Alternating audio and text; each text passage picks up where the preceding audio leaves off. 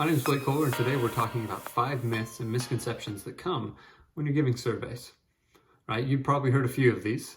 Myths about surveys come in all shapes and forms, but we're going to go through 5 of them today and try and debunk them and give you a little more confidence as you are trying to attempt surveying in your organization.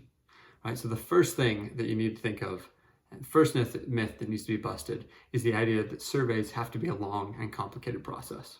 We talked to lots of groups that think they don't have the time to be able to do a survey, when in reality, surveys can be very simple. They can be remarkably intuitive and incredibly easy to run.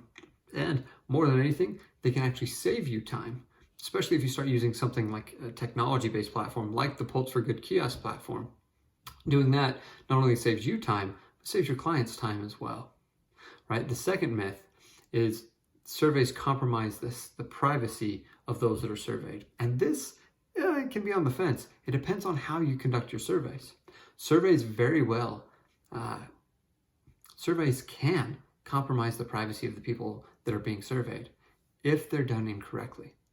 A correct survey should be anonymous, thereby opening up the opportunities for people to be able to share as much as they want in as safe of way as possible. The third myth is that people lie on surveys. Now, this comes back to the second one we talked about, which is people worrying about their privacy. When I worry about my privacy, yes, I might lie.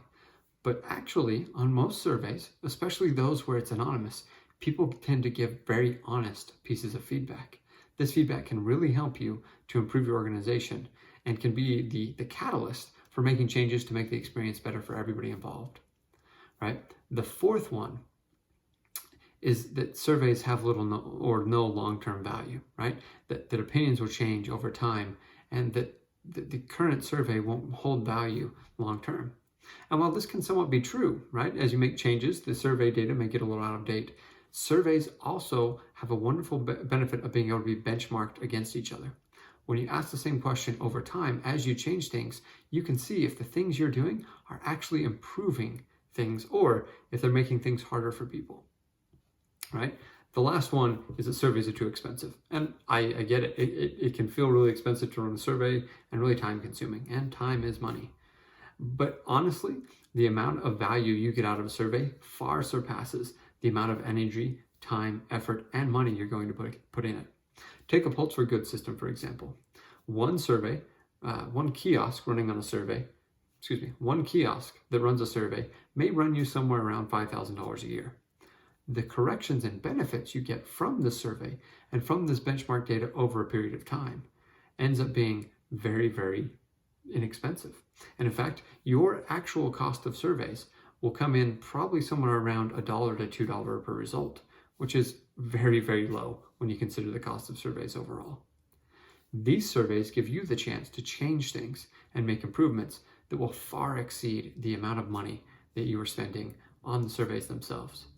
A simple example could be something as simple as knowing which staff people respond to the best, knowing what things are being used, and getting some simple ideas of how you can improve the services you're already offering so they're more effective. There you have it. 5 different myths, all debunked about surveys, right? Surveys can be cheap, effective, simple, can be effective year after year after year, and you can protect people's privacy doing them, right? Do these things, use a great technology platform, save yourself some time, and make sure you're listening to the people you serve.